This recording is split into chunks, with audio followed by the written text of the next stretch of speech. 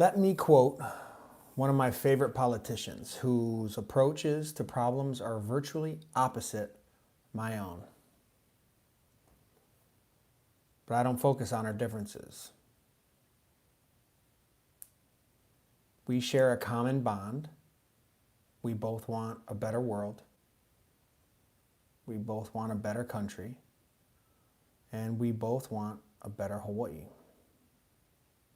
This is why I start my video today with a quote from this Hawaii hero, an American legend, if you will.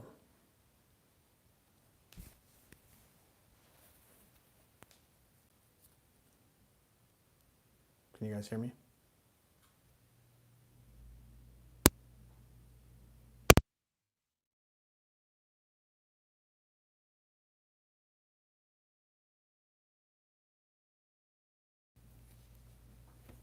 Give me a shaka if you guys can hear me.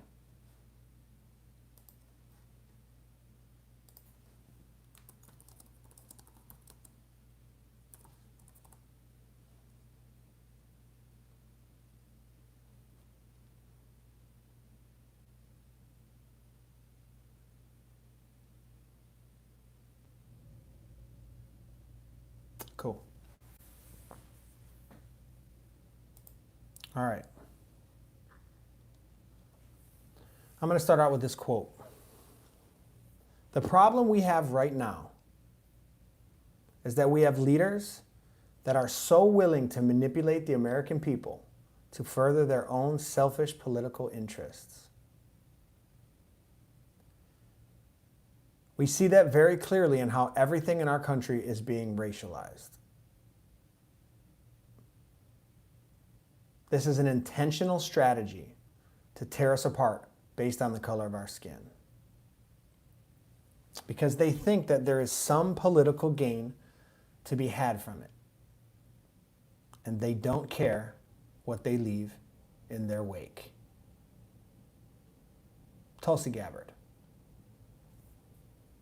Yes. Tulsi is a woman of color.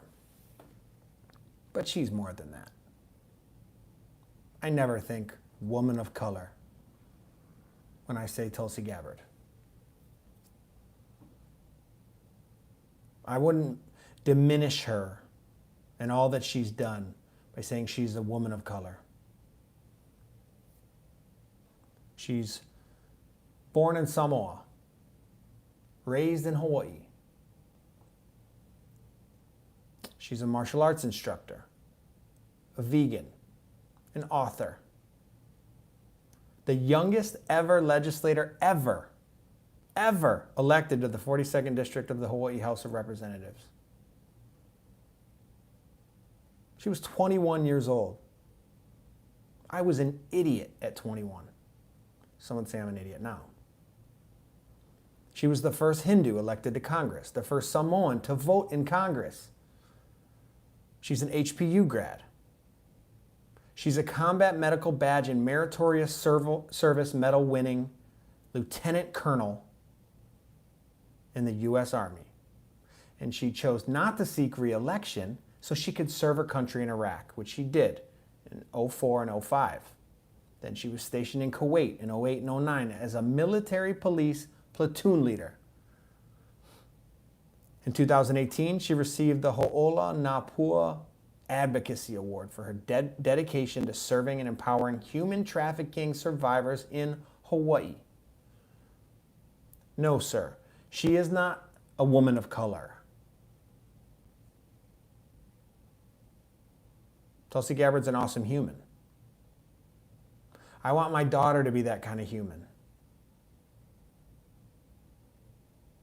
Care for others more than you do yourself.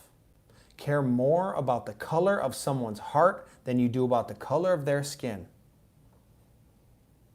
We should all try to be more like Tulsi. Or you can be like this woman. Tamara Taylor wanted to live in Hawaii, but couldn't find the perfect moment to make the move. She waited until her daughter suggested it, and then they moved to Hawaii. She says in 2019 they started a new life in Hawaii, but She claims they had to move back to the U.S. mainland after her daughter, who has ADHD, was arrested at school after she drew an offensive picture of her bully. Taylor was notified by the school that the police were coming to investigate her daughter. While she implored the school's vice principal not to bring in the cops, a police officer was already at the elementary school when she showed up. She says the officer told her that they were attempting to negotiate with the parent but didn't say what for. Then a separate cop said that the parent wanted to press charges. Taylor said that when she got there, she was kept in a room and denied access to her child, who she thought was in class the entire time. And while her child was being questioned by police and staff about the drawing, an officer told Taylor that her daughter was treating the situation as a joke, according to the ACLU's letter to the school board and to the Honolulu Police Department. The 10-year-old was handcuffed in front of her classmates and transported to the Pearl City Police Station, and she eventually was followed by her mother to the police station. The daughter was released and not charged. Taylor said, "I was mortified. I cried the entire way to the station. My daughter claimed that the handcuffs were really tight and really uncomfortable. When the handcuffs were removed, she said they left marks on her daughter's arms." Taylor said that she doesn't believe that the drawing was the sole motivation for her daughter's arrest and that race played a role.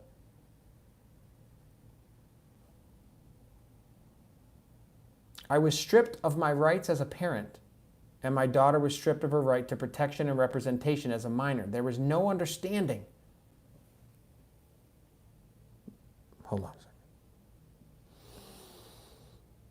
"There was no understanding of diversity,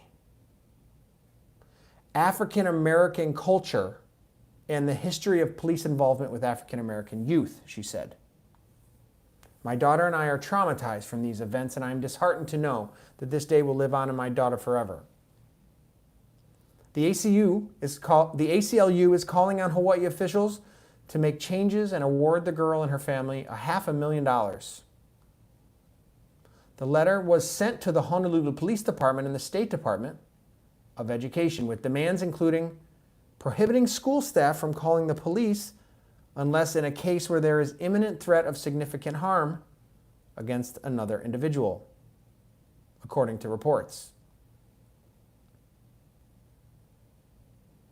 The mother and daughter were singled out because of their race, both perceived as and treated as more dangerous, less rational, and less worthy of respect for their rights than the non-black students and parents involved. You guys heard that, right? Non-black students and parents. They wouldn't dare say person of color. So instead of saying person of color, which is normally what we see, the POC, we see non-black students.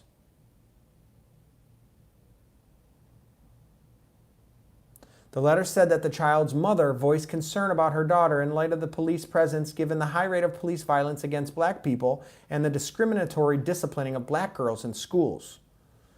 The incident has highlighted the traumatic and seemingly inevitable encounter black children experience with police, particularly black girls, and scrutiny around police in schools. Now, guys, a couple weeks ago, when I initially talked about this story, I told you what I thought HPD was going to do. Probably tuck tail and run. Avoid. No comment. Let it float a little bit. But what did HPD do? HPD told the ACLU where they can shove their policy change demands, and I can't get enough of it. I was surprised. I like Chief Vanek. I don't know. Okay, so Honolulu police officials say they will not adopt any of the policy changes demanded by the American Civil Liberties Union following the arrest of a 10-year-old black girl at a Waipahu elementary school back in January 2020.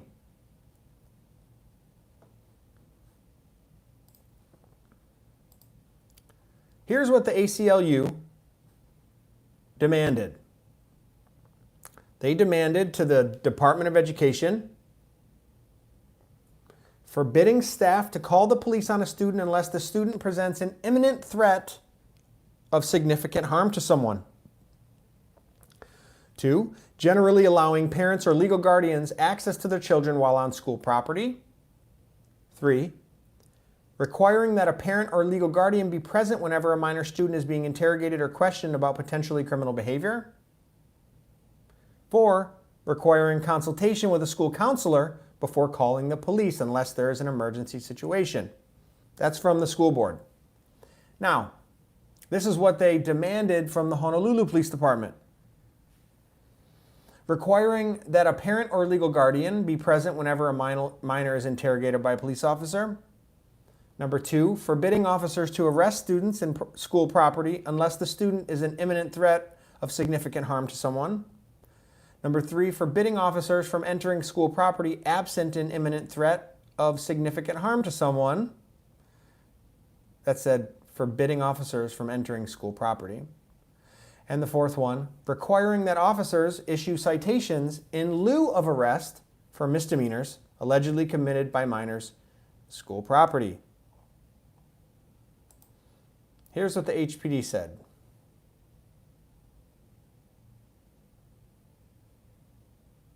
The HPD is in receipt of your letter regarding an incident involving your client. We have had the opportunity to revisit our current policies regarding... I love this part. I love this part. I love this because normally you would just start saying stuff. But this is like they slow rolled them. I don't know who wrote this. I swear to you, I don't know who wrote this, but this person deserves a raise. They need to write everyone's letters. They slow rolled them so hard in the beginning. We have had the opportunity to revisit our current policies regarding the handling of juvenile cases as well as the facts and circumstances surrounding the arrest of your client. Based on our review of the facts in this case and the HPD's current policies at issue, the HPD will not adopt the 4 change in policy demands set forth in your letter. The HPD maintains that its policies and practices are constitutionally and legally compliant, and that adoption of your demands will result in an unreasonable risk to the safety of all students and Department of Education employees and may very well harm the public. To their first point, presence of parent or guardian during interrogation. There's some good stuff in here, so pay attention to this one. The HPD respectfully declines to implement this policy change. This demand deprives minors of their constitutional right and places their parents' will above their own. Having a parent present at the time of a custodial interrogation is the right of a minor and not the right of the parent. Bravo. It is the minor's right to choose whether to have a parent present or not. Not all minors have healthy relationships with their parents, and not all minors want their parents present. To deprive the choice from the minor curtails their right to choose. Further, the demanded policy change fails to address situations where minors exercise their Fifth Amendment right to remain silent, only to have a parent demand that they provide a statement. Such a conflict results in the minor's constitutional right essentially being overruled by the parent's will. In fact, while Hawaii revised statutes mandates that parents be notified when their child is in police custody, it does not mandate that the parent be present during questioning. So, this was important. Essentially what they just said was, no thank you, but having a parent present at the time of a custodial interrogation is the right of the minor, not the parent. And so for you to force a parent to be present takes away the right of the minor. Some people don't have very good relationships with their parents. And moreover, even those who do have good relationships have dumb parents who may make the child give a statement, or if your mom was like my mom, if I got called in the office and there was a police officer there and they were talking about me doing something crazy, my mom would be like, I want to know what you did right now. You better fess up right now and say what you did. You better make this right. Don't you lie to that officer. Did you do it? She'd be like that. As I would, if it's my kid. I'd be like, are you out of your mind? Boy, you better sit up straight. You better open up your mouth. You better speak clearly too. So how is that protecting the child, especially in this case?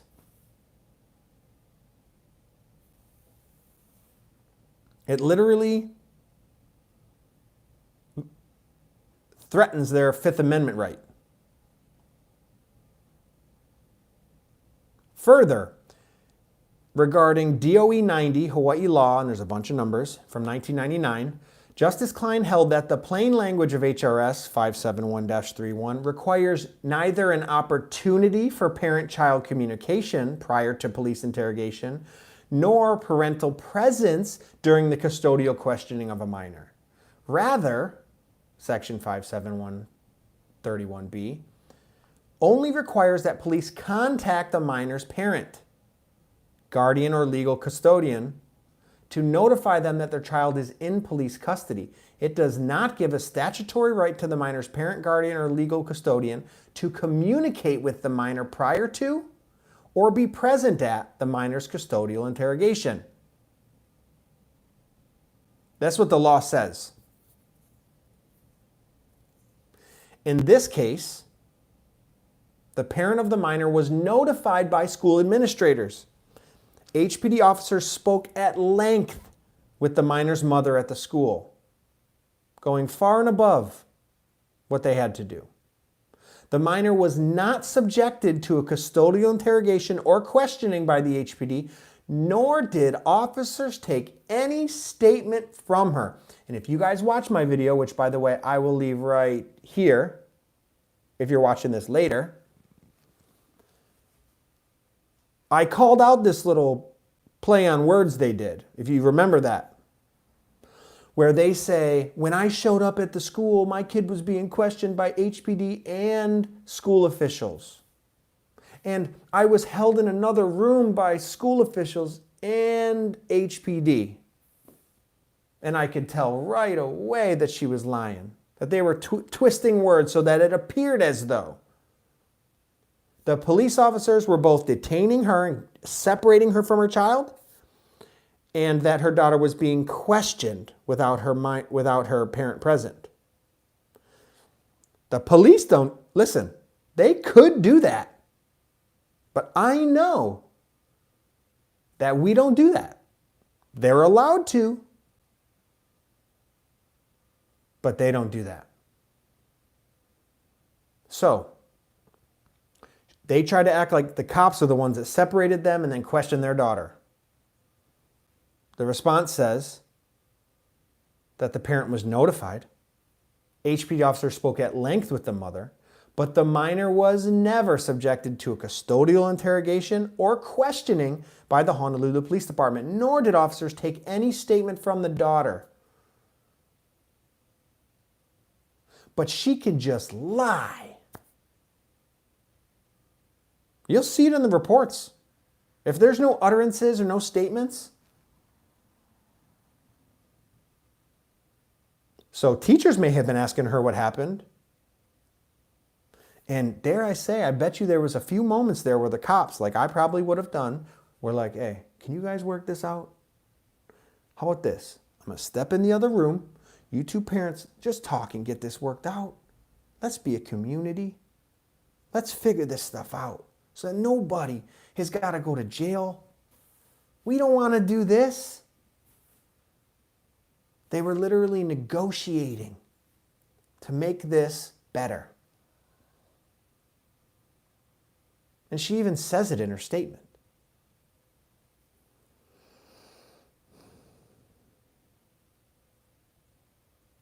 Under these circumstances, the requested policy change is perplexing, as a custodial interrogation or questioning did not occur so as to support such a policy change. Bro, who's writing this? This is amazing. Whoever this is, kudos to you.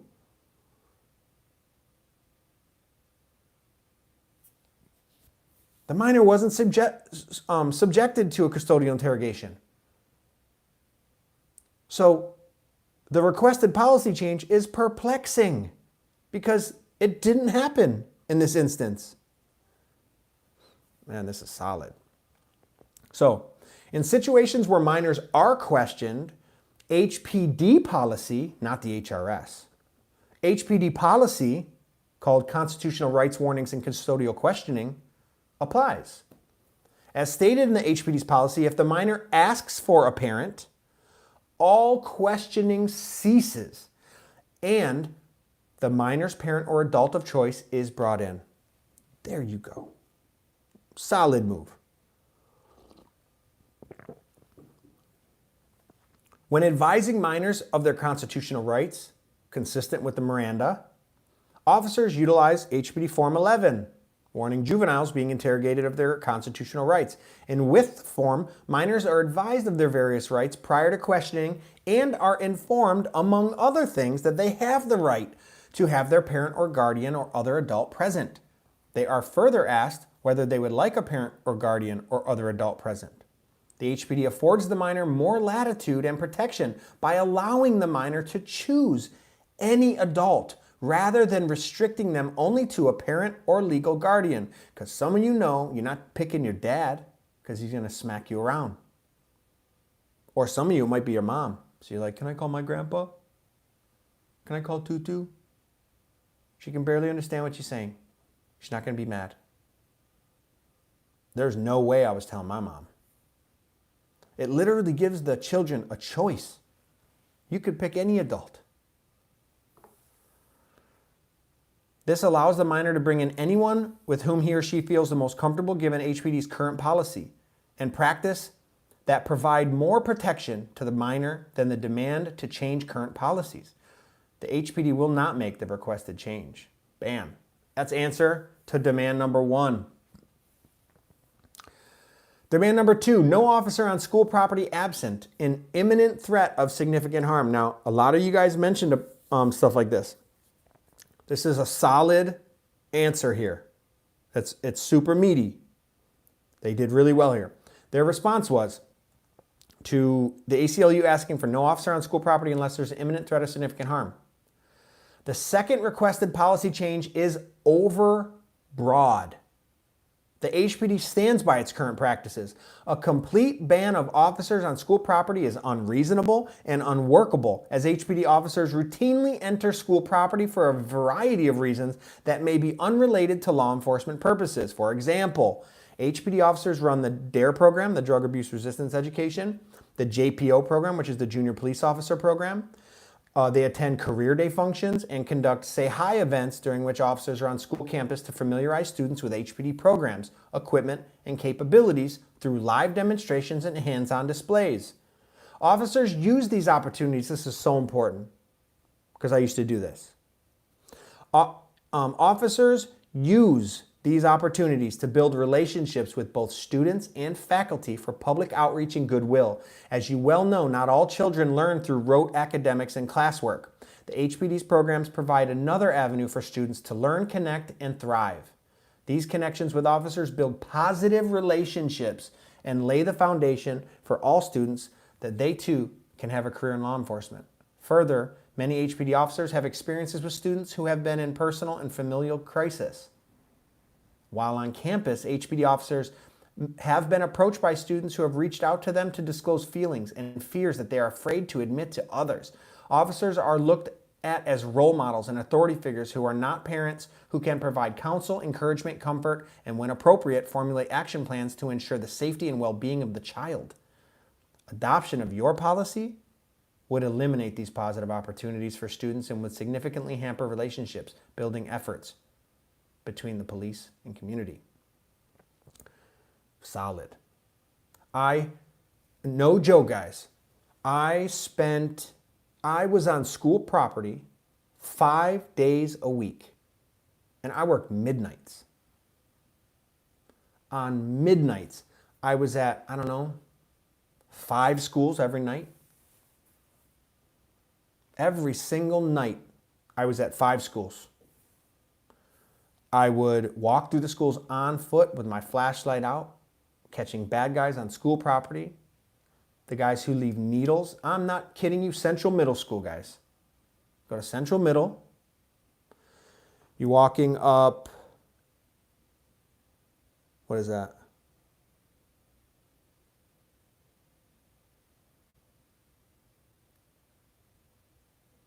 The street, it'll come to me. Is it Alapai? What's the one where the kind bail bonds is? You guys know. Kamamalu Playground. Whatever that street is. If you walk onto school property from that road, literally right from the kind bail bonds, Vineyard, there you go. No, Bishop. No, it's not Bishop either. Is it Bishop? Might be Bishop. Anyway, right across from Vineyard Street. So you have Vineyard Boulevard. It's that long one that runs Cocoa Head, Eva. Well, just south of Vineyard Boulevard is Vineyard Street. It's the corner of the kind bail bonds. And if you just walk right into Central Middle, right from there, there are several buildings that are separated by, it might be Alakea. Might be. There are several buildings separated by courtyards. There are stairs that go to the upstairs, to the second floor of that school. And every single night, without fail, that was one of my hunting grounds. All the chronics would go up there and shoot heroin and slam ice. I know they're slamming it because they would leave their needles. So every night, I would go to Central Middle and check those areas. I made so many high bail arrests. We caught escapees hiding up there because it's super dark. Queen Emma, that's what it is. Queen Emma, JR with the call. That's Queen Emma. Good call, JR. Hats off to you. And I would check schools like that all the time. So I was on schools all the time. You can't ask police officers to not go to school. That's nonsense. And then during the day when the kids are there, they're sharing their feelings and their fears with police officers. And I've played basketball on the basketball courts in my uniform with those people. I've talked to those kids. What you're trying to do is further create space so that you can alienate police from the future children, which, dare I say, is one of the problems between the urban community and police officers. Because you villainize the police. Are there bad police? Absolutely. I did a video about one. Are they the rule or the exception? It's not even close. I'm insulted when I hear people say there are some good cops out there. Yeah. Most of them are good cops, and that's an insult. It's so much more than most of them, but you never run into most of them. The ones you remember, you see on TV, they're very few. But you're trying to drive a wedge between those communities. That's how you create racism. That's how you create classism, tribalism. You want to break that down, you bring them together. If you know a couple on your street that doesn't like Japanese folks, or you know a Chinese couple that doesn't like Hawaiians, or black folks that don't like white people, the fastest way to end that racism, because I believe that's fear, is to bring them together. Sit down at their table. That's how you make connections. You realize you're not so different. That's why I love Hawaii. Because the cultures are everywhere. My kids grew up cultured, not afraid of any race. Matter of fact, there's so many different races in Hawaii that you don't think of other people as a race when you see them. Everyone is different. There's not enough races to hate. There's too many. Everyone's mixed. All different kinds. It would be exhausting to be racist. Sure,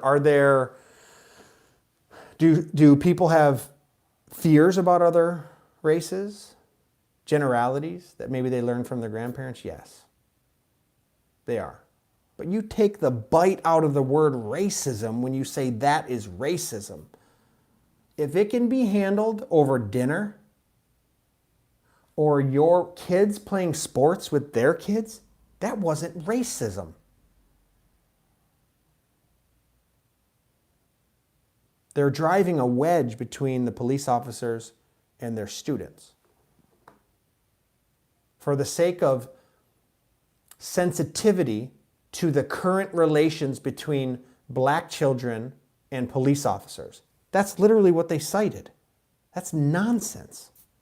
It's selfish. It's self-centered. All you're thinking about is you. You couldn't even say the word people of color. You had to say black only, non-black students, because you know you would get laughed right out of Hawaii if you dared say that the police officers are not being sensitive to people of color, or the school district was not being sensitive to people of color, because it's all people of color. We're talking Honolulu Elementary. We're talking Waipahu. It's nonsense, but they can get away with that crap on the mainland. They can get away with saying this, and ABC and CNN and Fox, I don't care who it is, can run these stories, and people in the mainland are like, oh yeah, I get it. Because they've never seen Waipahu. It drives me insane that they can be that dishonest. Anyway, I got off I'm on my soapbox. The demand also places students and school employees at greater risk if they're not allowed to call for police assistance until a situation presents an imminent threat of significant harm, at which point it may be too late for HPD to effectively respond and will necessitate a higher level of response than could have been avoided if the HPD had been involved earlier. Bro, check this out. What you're saying is, let the police stay away until it escalates to the point where the only response is a violent one.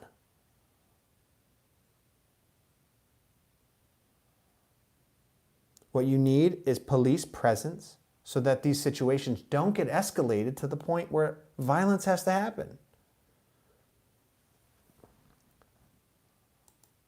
The HPD understands that Hawaii school administrators are well trained in assessing student behavior as they interact with students on a daily basis. And the HPD must defer to the educator's sound judgment and discretion to determine when HPD's assistance and presence are required. When the HPD is called in prior to situations escalating to the level of imminent threat or significant harm, HPD is better able to assess the situation and work with the student and staff under less stressful conditions for all. Waiting until situations are at the level of imminent threat or significant harm is tantamount to waiting for a small fire to envelope an entire building before calling the fire department. What could have been put out with a garden hose may now require multiple fire trucks. Who is writing this? Give this person a raise. It was a perfect thing to say. Sup, Chad? What could have been put out with a garden hose may now require multiple fire trucks because you wanted us to wait. Further, the proposed policy change would not have resulted in a different response in the present case, as threatening to shoot and kill fellow students would qualify as an imminent threat of significant harm. Okay, here we go. Oh, they were waiting. They so did not want HPD to bring this up. Now we get to the meat and potatoes, folks. What was on the letter? What was on the letter?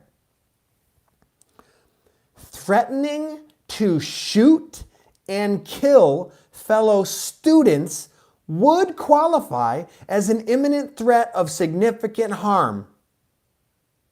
And at the very least, it is not a threat that school authorities should be required to wait in order to contact HPD. As you know, the drawing, they put it in quotes, guys. I can see the person writing it. She's like, and as you know, the drawing, I can see, I love this person.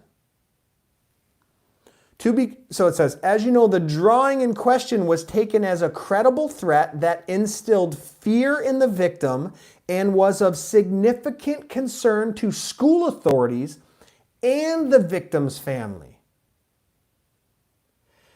And this is where, dude, I get so excited reading this. Listen to this. Sorry, guys. I'm nerding out right now on law, but I am so freaking impressed that this came out of HPD.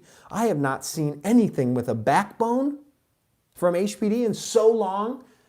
It makes me proud to have been there. Check this out. What's up, Bryson? Thanks for coming, man. I'm glad you made it. Characterizing your client's drawing as an offensive sketch of a student? Oh, dude. Is extremely misleading.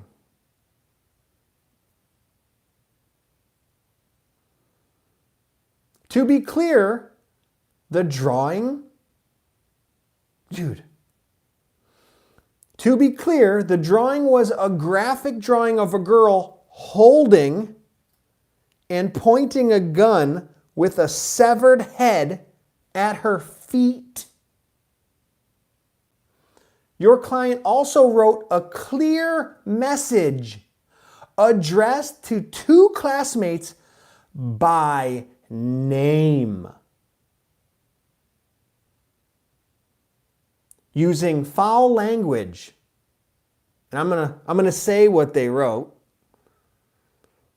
This is exactly how they wrote it. Stand down, B. Yo effing days are over now.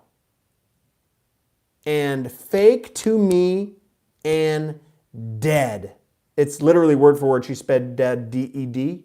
It's letter for letter. So it says, stand down, B. I mean, it says B asterisk, asterisk, asterisk. So I'm assuming they didn't want to write it here. Yo, effing days are over now and fake to me and dead. With a child pointing a gun at students with a severed head by her foot. The threat was taken seriously by one of the named victims who was upset, distressed, and scared enough to tell her parents, who in turn brought it to the attention of the school administration. There you go. How's that for a depiction, an artistic representation of her bully? Because that's how it sounded in my first video. Again, you can watch it right there. I'll post this when this posts to YouTube later. And we'll get into the legality of what she did. We will talk about that, I promise. They did not think HPD was going to do this. But I am so glad they did. The threat was taken seriously by one of the named victims, which they didn't include here because it's a juvenile. Named victims was scared and upset and distressed, and then the parents brought it to school administrators. Yo, and then, might I add, the school administrators did what they were supposed to do. They're protecting your children. Who are we protecting in that moment, folks? Who are we thinking about? The person who said they were going to kill someone? Or the person who feels threatened and has to go to that school now?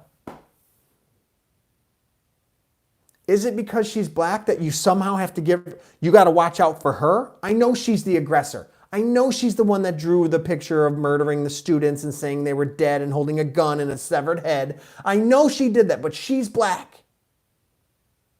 But these other not black people, even though they're the victims, no, they're fine. I know she's scared. I know she's got to go to school with fear, and other students are going to be wondering if someone's going to shoot up the school, because that happens nowadays. I know that's going to happen. But you know what? They'll be fine. Let's focus on the black girl who was the suspect, because she's black and has a sensitivity to police officers in her community.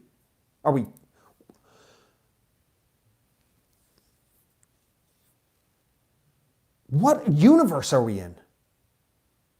Oh, but you hope they wouldn't bring this out, because they normally don't. They normally tuck tail and say nothing. We have no comment on a current investigation. But this time, they were like, okay, we're going to say something. So whoever they hired, HPD, bravo to you for this one. So the HPD is not in... This is the best part, dude. It says, the school authorities called HPD to respond, and HPD acted consistent with its policies and applicable law. That's the other thing. Danielle Rose says, wasn't she special needs? She has ADHD. If you were watching this, rewind that and play that again and listen to that again. Like, for all the people watching this later, she has ADHD.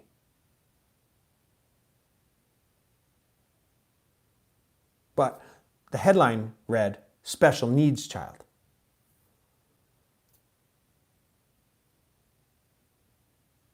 Let that sink in. Okay. The school authorities called HPD to respond, and the HPD acted consistent with its policies and applicable law. The HPD is not in a position to second-guess school administrators over the phone as to whether a situation is imminent enough for HPD to respond, especially in the light of the escalation in school shootings and violence in the mainland. They called us. This is what they're saying. They called us. Who are we to second-guess the school administrators when they called us when a situation regarding something this serious?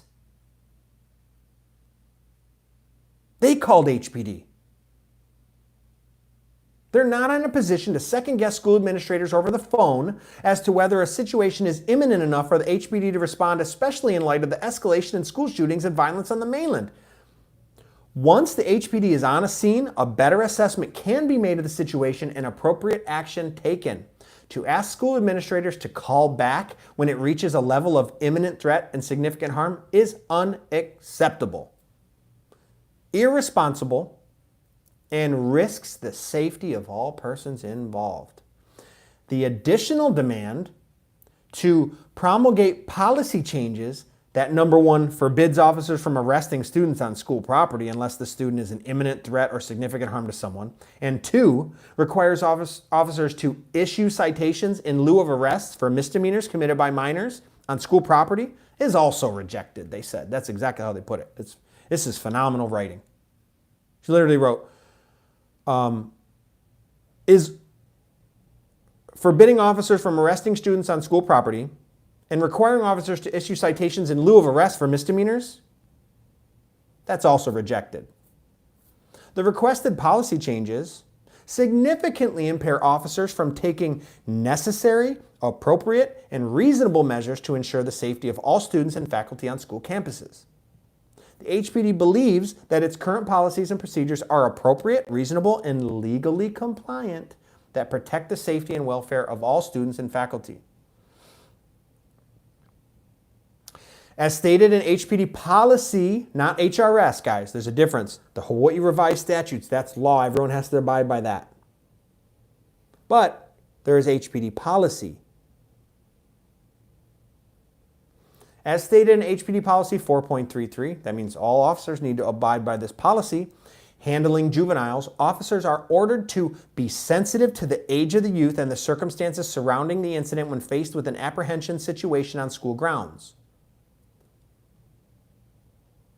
It's literally in the policy.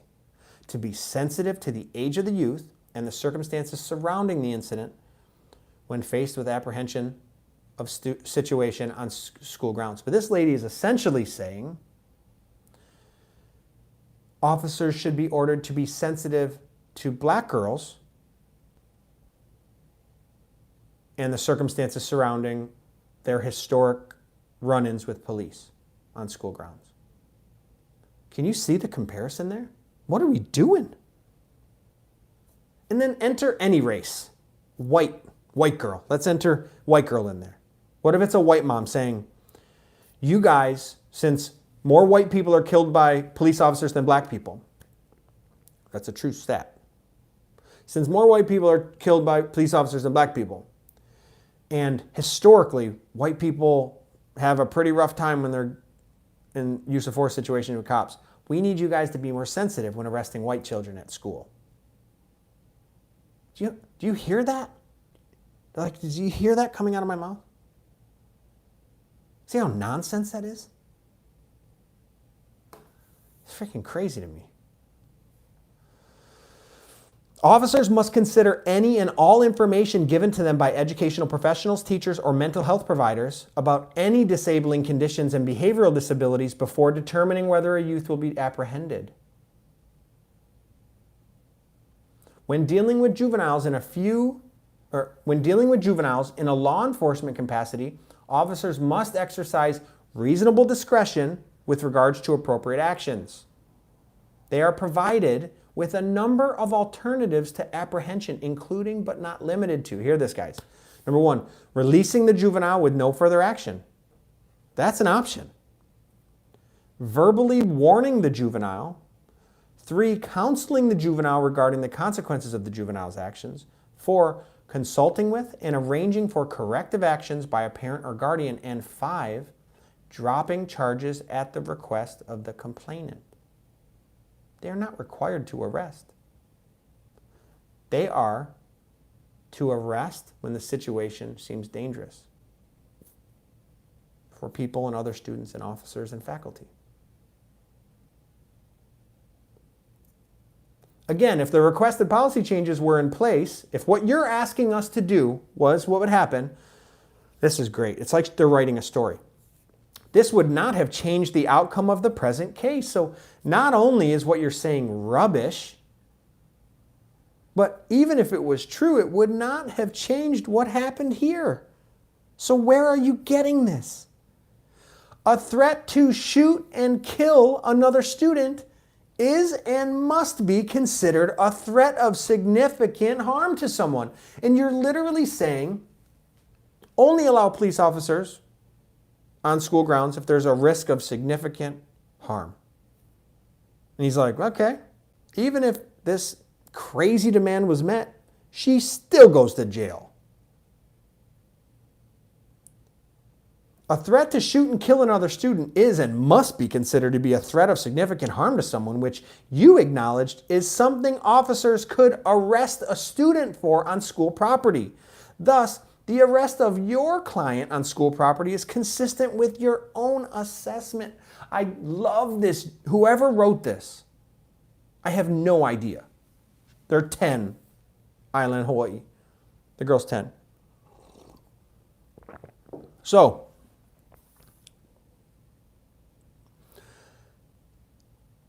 further mandating the issuance of citations in lieu of arrest for all misdemeanor offenses is far too restrictive and places the grade of the offense above the safety of the individuals and appropriate response to specific situations. Basically saying that issuing a citation in lieu of arrest for misdemeanors places the grade of the offense, like what type of offense it was, above the safety of the individuals. Officers cannot ignore the totality of facts and circumstances when responding to calls for law enforcement intervention. Every situation presents its own set of facts and circumstances that must be evaluated individually, not addressed with a blanket one-size-fits-all rule. Officers must be afforded the flexibility and the discretion to assess the situation in order to determine the best response for each situation. A situation involving a high school student who is mentally and physically out of control, throwing items around the classroom and punching fellow students in a rage requires significantly different response than a student who is calm after being involved in an on-campus fistfight. Both involve misdemeanor offenses, but both require different approaches and responses. Your demand for the policy change removes that individualized response to each situation, which is more damaging and dangerous for all involved. Finally, it is important to remember that HPD responds to 911 calls for law enforcement intervention and service from any and all schools on Oahu. The HPD response on the scene is incident-specific and dictated by numerous factors such as severity of offense, assessment of risk of ongoing violence and disruption, among many other case-specific factors. It is not motivated by race. It is this is where they sew it all up. It is very unfortunate that you and your clients have injected race into this matter. The incident and the response were not racially motivated. The HPD does not and will not respond to 911 calls for law enforcement intervention and service based upon race. If someone calls 911 for police assistance, the HPD responds regardless of race. In the present case, HPD responded to the call for law enforcement intervention and service at the school as it would any other call from any educational partners. The HPD response was need-based because your client's actions dictated the HPD's response and not the color of her skin. There you go. Thank you, Lei. Say what's up to Mana if he's there. Thank you so much, man. Unreal, Lei. Your generosity is out of this world. Thank you. Let me read this again. In the present case, the HPD responded to the call for law enforcement intervention and service at the school as it would any of our calls from educational partners. The HPD's response was need-based because your client's actions dictated the HPD's response and not the color of her skin. We precisely responded to this call because of the content of her character and not by the color of her skin. As stated in HPD's policy, the HPD does not train, teach, endorse, support, or condone law enforcement practices based solely on race, ethnicity, color, gender, sex, religion, age, national origin, ancestry, marital status, mental or physical disability, or source of income. A violation of HPD's policy regarding bias will result in disciplinary action up to and including termination. And that happens. It happened this year at HPD. In your client's case, there is no evidence to suggest that officers acted with racial animus. In fact, you acknowledged in your letter that officers were trying to de-escalate the situation and expressed empathy for your client. They worked to find alternative solutions and did not immediately jump to arrest your client, despite the fact that they already had probable cause to believe that your client committed a crime. This is it, guys. This is like the last statement. It says, to now claim that race or racism as a factor is disingenuous and very unfortunate, as the officers were clearly trying to defuse the situation rather than rushing in and arresting the minor without question. So, based upon the above, HPD stands by its policies and procedures. and respectfully declines to implement the demands for policy changes set forth in your letter. The HPD believes that its current practices and policies are legally compliant and protect the rights of all, as well as better ensures the safety of all students and faculty on school campuses. The HPD rejects all other demands of your letter as well. Sincerely, Chief Vanek. Well, I don't know if he wrote that or not. I doubt it. I mean, I don't know. Maybe. Someone probably wrote it for him like a lawyer. God, that was beautiful. What a beautiful piece of art that was, man. I'm telling you. I don't think I've ever been prouder of like a statement that they've made.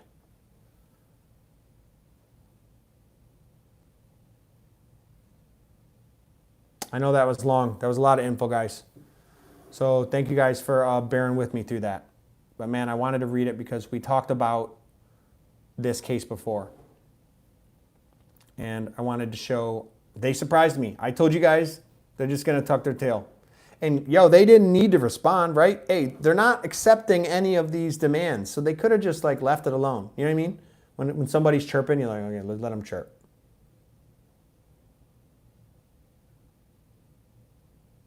But they thought it was appropriate to respond, and to respond they did. Man, I'm impressed.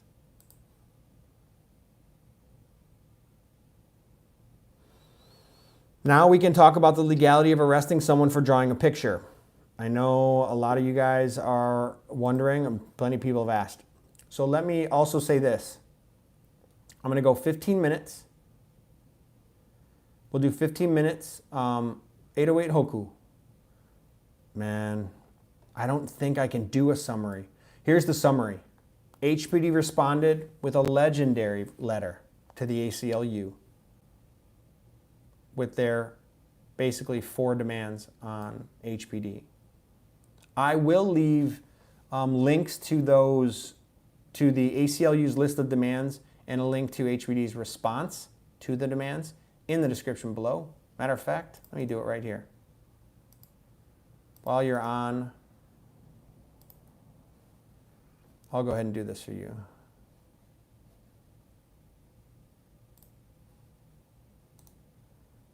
This link that I'm putting down right there, that is the ACLU's demands on Hawaii. And specifically, here's the things they asked. I'm going to put it in the chat for you. That's the link. And those are this is the, oh wait, it won't let me do that.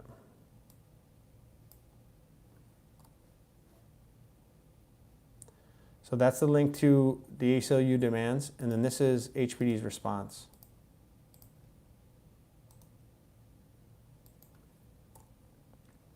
And it was just solid. Also, I'm going to leave for you guys the terroristic threatening, HRS.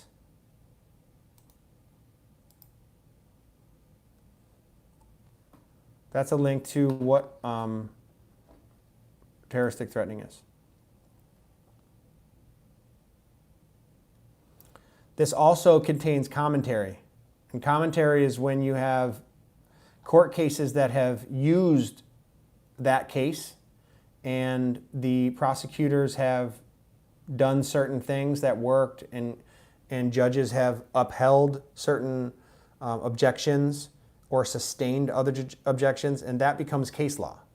In this case, they allowed this, so we're going to allow that now. That's what that is. That's how that works. That's why I included it in there. So the legality of drawing a picture, you know, what it really comes down to this is threatening, right? And threatening someone, the most important factor in a threat is how the person feels. T. K. Halani, aloha. Thanks for coming. How somebody feels is important. In most crimes, assault is highly based on the feelings of the victim. That's law, folks. I've said this before, but if I smack you, and when the police come, they say, what happened? You say, he smacked me with his right hand on my cheek. And you see a mark. And they say, did you feel pain? You're like, not really. Oh, okay. Harassment. Would you like to press charges? Do I got to go to court? Yes, you got to go to court. No, I don't want to miss work for this. Okay, great. You guys have a good day. That's how that works. Both of those things had to do with how the person felt.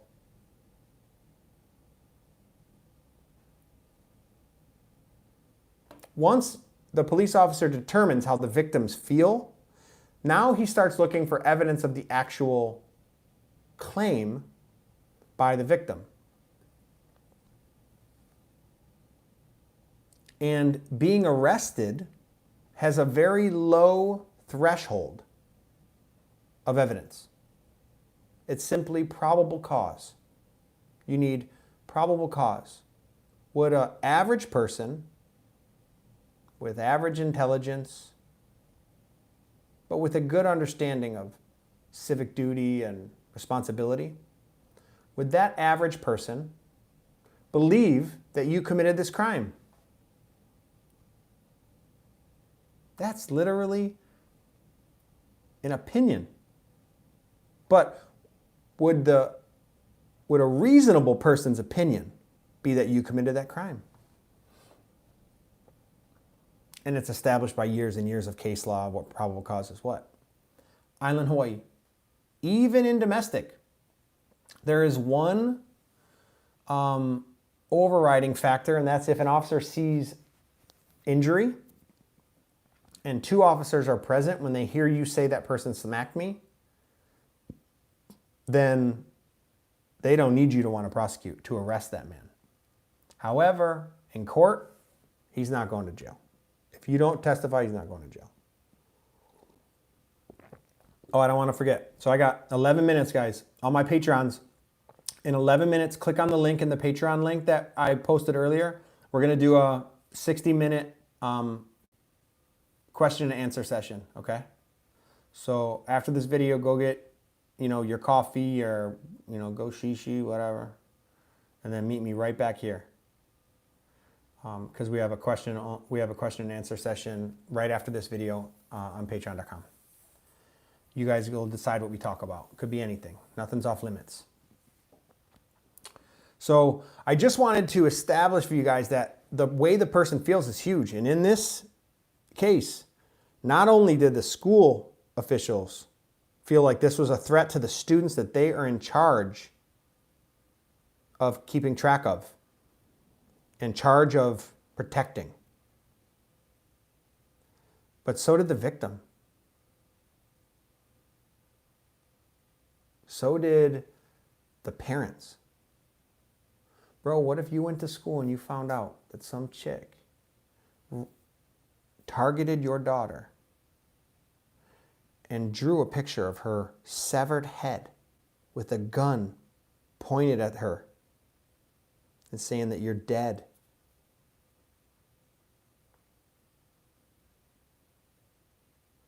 And we don't even know the backstory.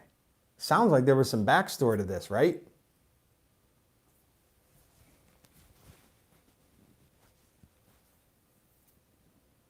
All I'm saying is there were signs with Columbine.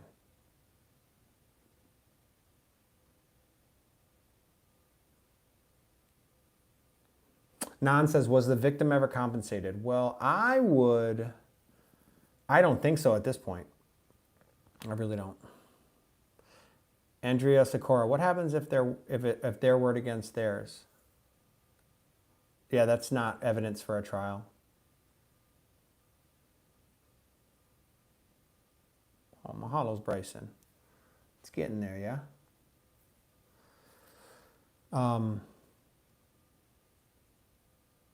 Yeah, I just don't know if this case wouldn't even have gone that far. Here, I wasn't there, guys, so here's just, I'm taking a crack at it. She drew that letter, gave it to some other student. That student showed the actual victim, like what I would say is the victim in this case. I'm not talking about the girl that was arrested. She's not the victim. And then that girl was freaked out, told her parents. The parents came up and were like, yo, look what's going on at the school. What are you guys going to do about this? And they're like, whoa. So they called in the girl, Tamara Taylor's daughter. And the girl, they were like, did you draw this? She was like, yeah, I drew that.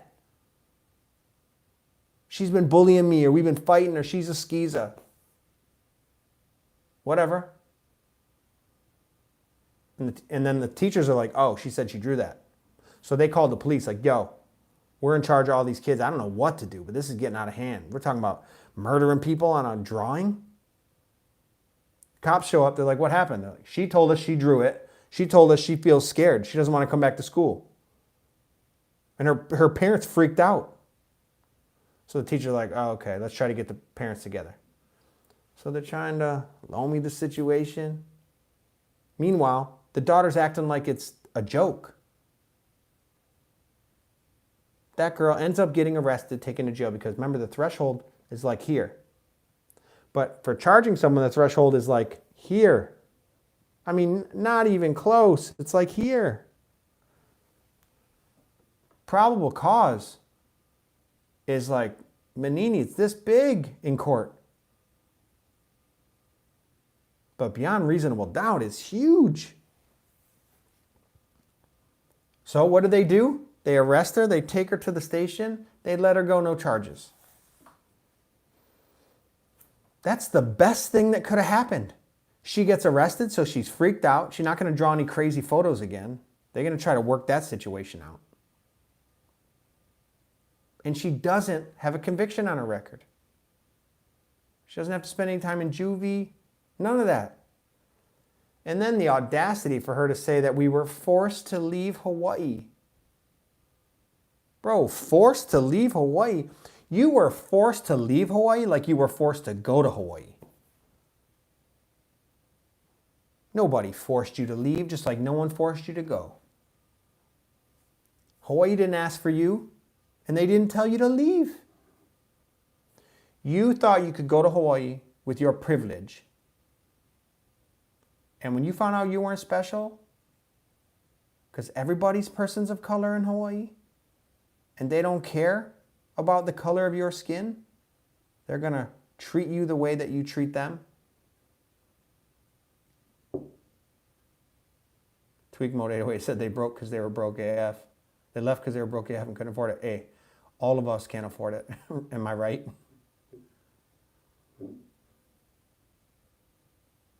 Drives me insane. And the reason why is because I love Hawaii and I understand, like, unless you've lived in Hawaii and really been embraced by the people of Hawaii, you have no idea. Don't bring that over there. What are you doing? They don't need that. Hawaii's got its own problems. We don't need that problem too. The funny thing is, you brought the problem, and then when you got called out on it, you left. Sorry guys, I went passionate on this one because it drives me nuts right now. That's why I started out with that quote. And let me clarify, guys. Like, listen, the reason why I brought Tulsi Gabbard into this is because I don't agree with Tulsi. On most things, we do not agree with the approach to solving certain problems. But what do we agree on? We agree on the fact that America has problems, Hawaii has problems, the world has problems, and we want to help fix them. And I respect that from her. She wants to, I truly feel like she's trying to help. She just thinks one way of doing it. And I, who am I, by the way, think there's another way of doing it. I don't like her way of doing it. And she doesn't like my way of doing it. Like, we don't agree on the approach. But we both agree that we love Hawaii, we love America, and we want to make it better. So the reason I let this quote is because That's a woman of color. And never once is she pointing fingers. She's always saying, this is how we solve things. Man, I got to respect that. And I just want to show you guys, like, I don't have a political channel. It's not what this is about for me. But I just want to hear people that are trying to make a difference, trying to make it better. Quit blaming everybody, causing problems.